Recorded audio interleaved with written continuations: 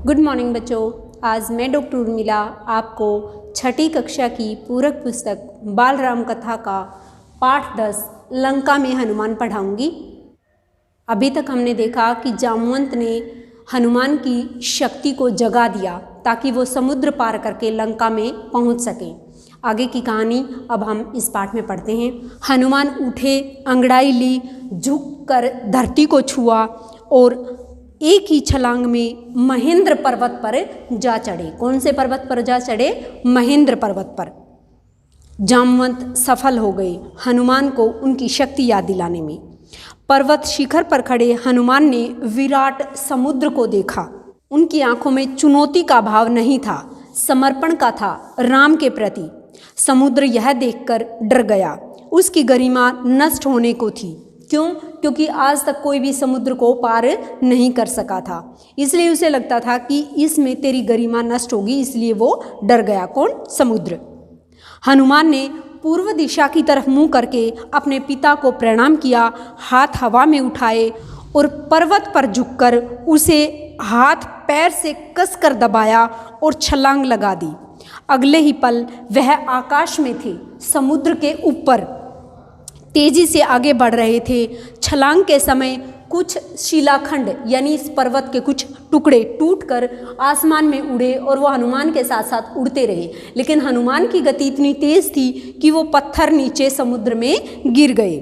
महेंद्र पर्वत इतना सुंदर था, वनस्पतियां और जीव जंतुओं से भरा हुआ। उनका शिखर पथरीला था, शिखर मतलब चोटी, पथरीला था, लेकिन नीचे घाटी जो थी वो मनमोहक थी। लताएं थी, वृक्ष थे।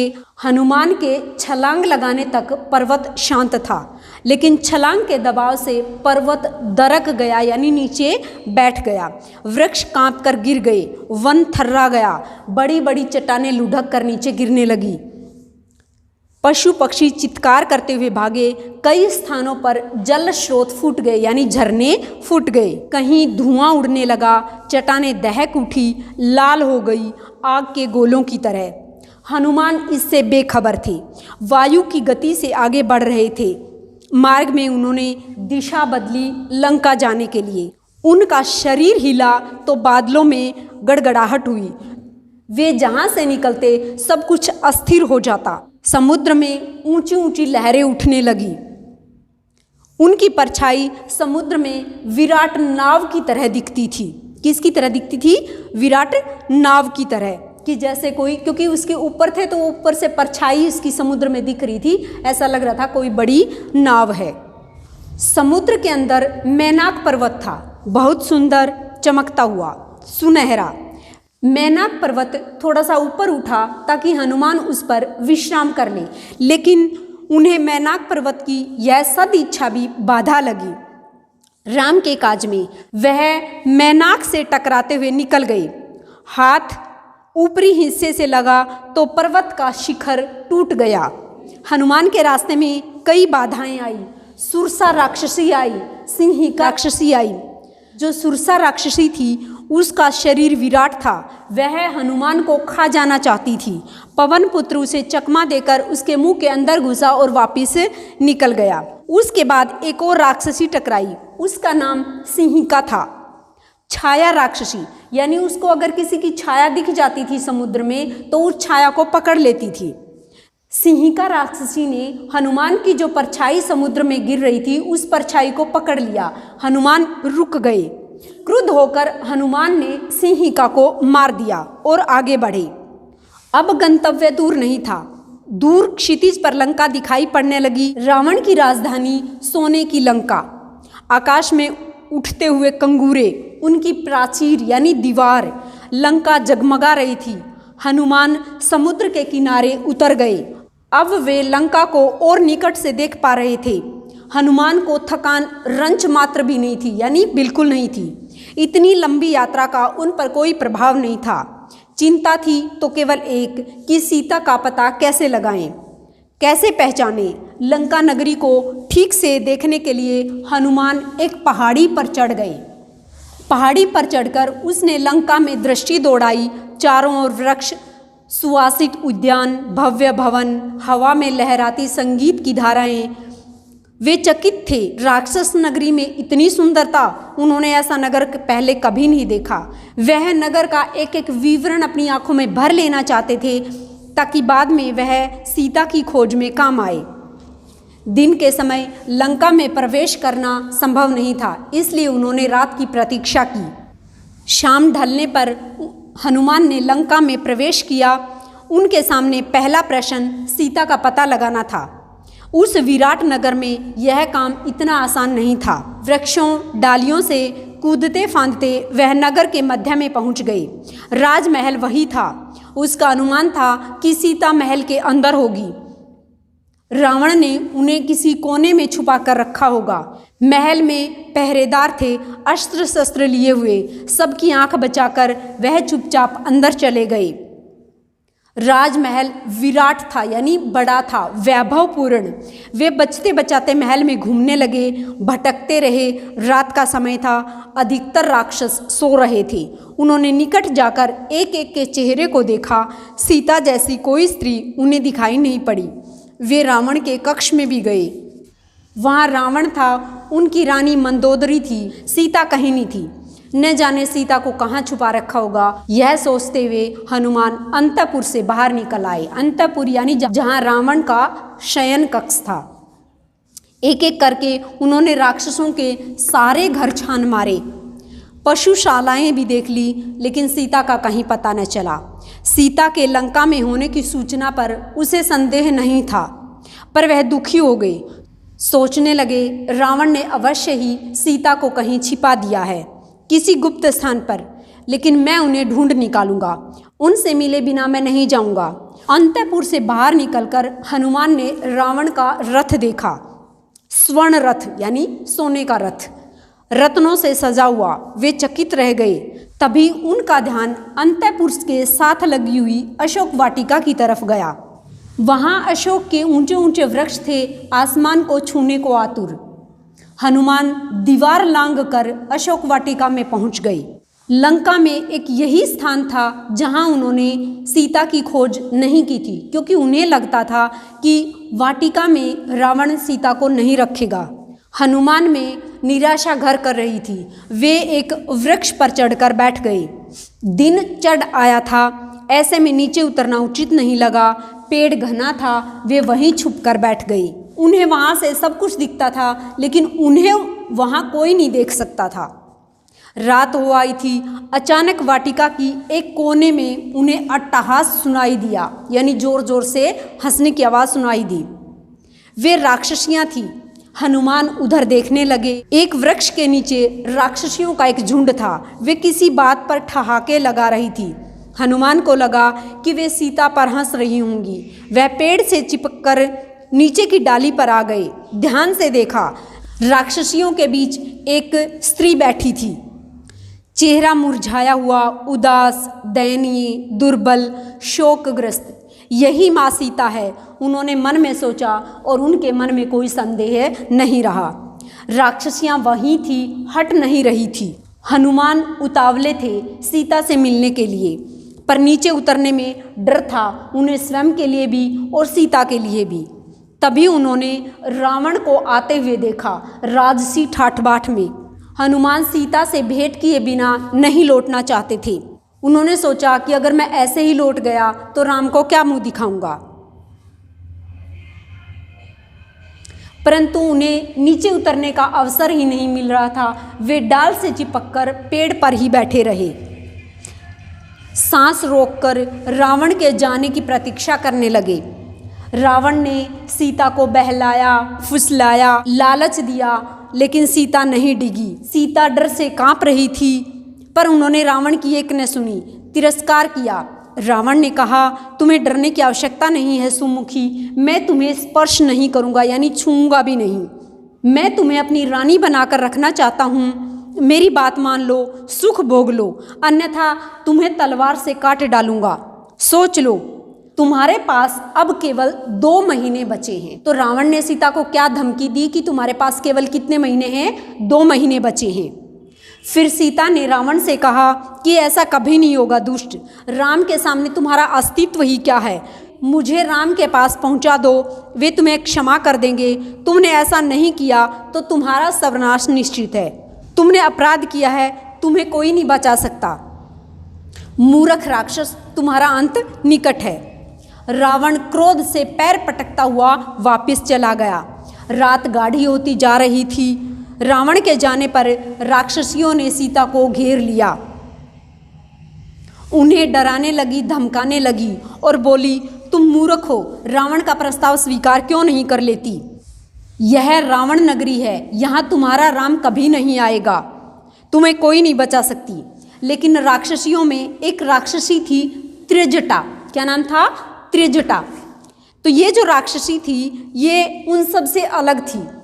उस त्रिजटा राक्षसी ने बाकी राक्षसियों को कहा कि मैंने एक सपना देखा है कि पूरी जो लंका है वो समुद्र में डूब गई है, सब नष्ट हो गया है। यह मेरा सपना अच्छा नहीं है। कहीं वह सीता के दुख से तो नहीं जुड़ा हुआ। सीता की हिचकियां बंद गई, वह विलाप करने लगी। देर रात राक्षसियां एक एक कर अशोक वाटिका से चली गई। सीता वाटिका में अकेली थी।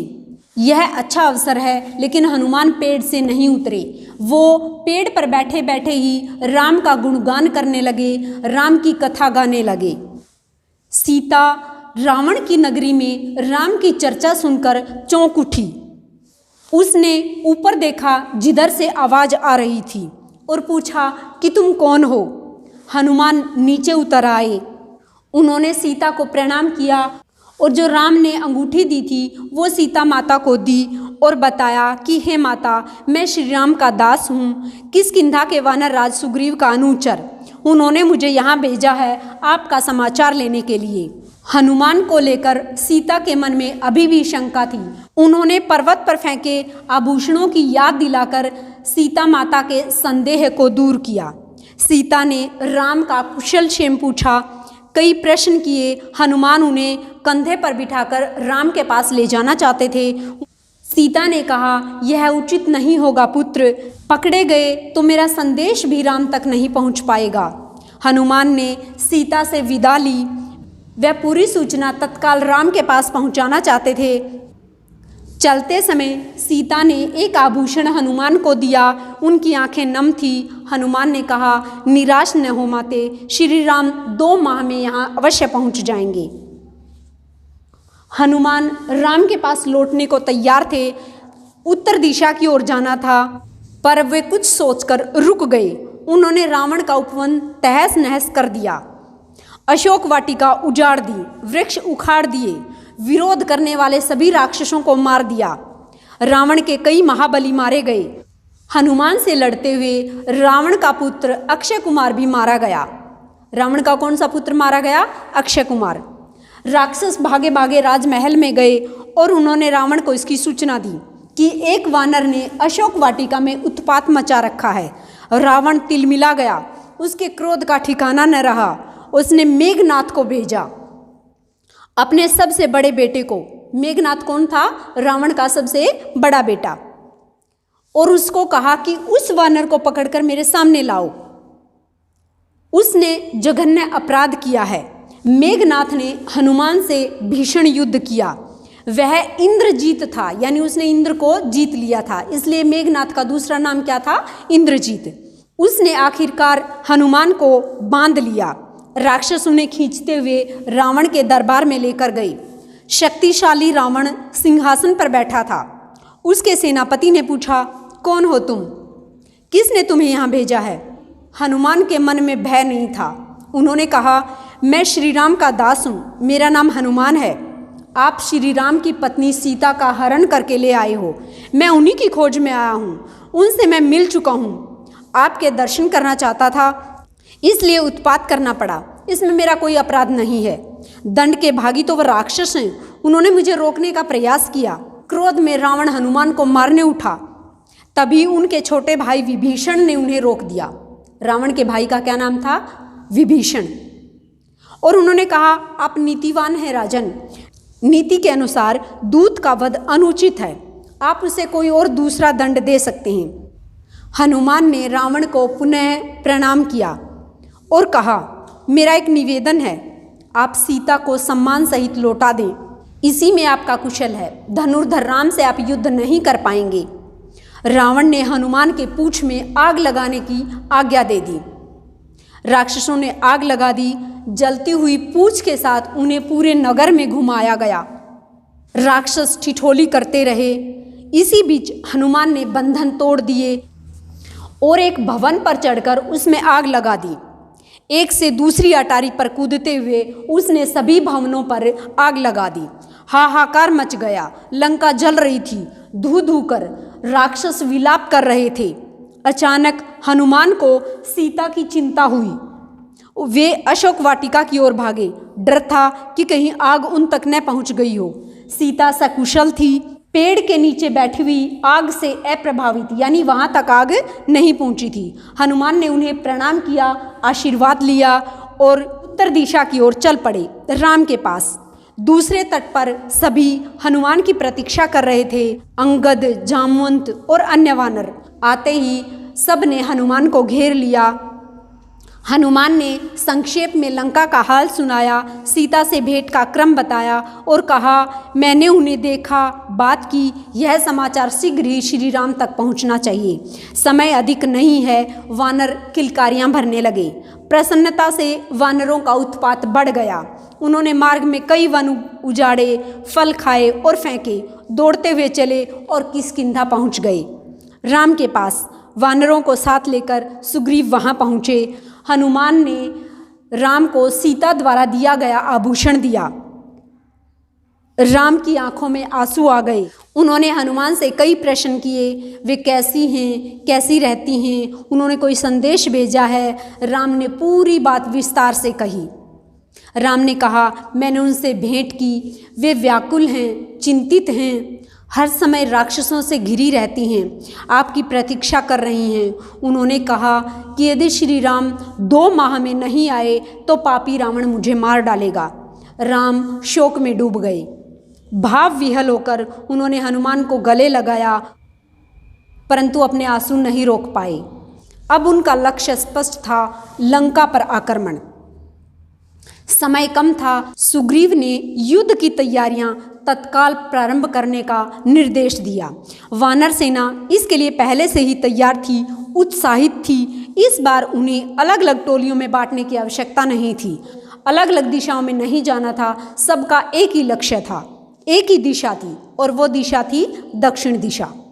सुग्रीव ने लक्ष्मण के साथ मिलकर युद्ध की योजना बनाई।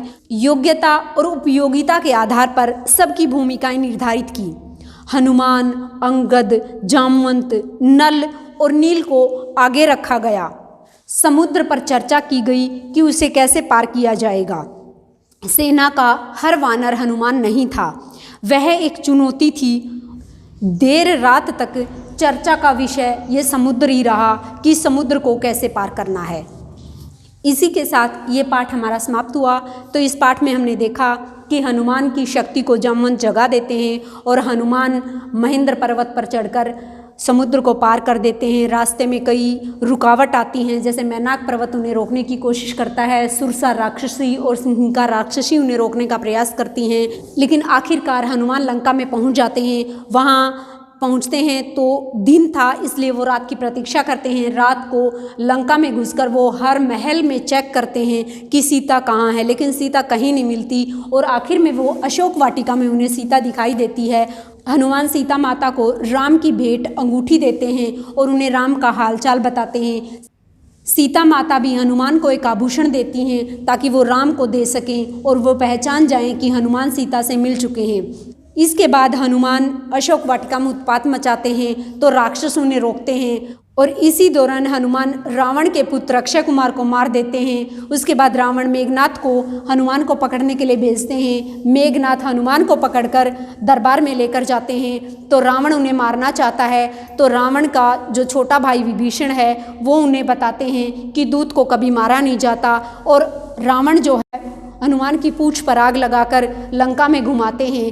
फिर हनुमान अपने बंधनों को तोड़ देते हैं और एक भवन पर चढ़कर उसे आग लगा देते हैं और फिर धीरे धीरे एक भवन से दूसरे भवन पर चढ़कर पूरी लंका में आग लगा देते हैं और लंका धू धू कर जलने लगती है।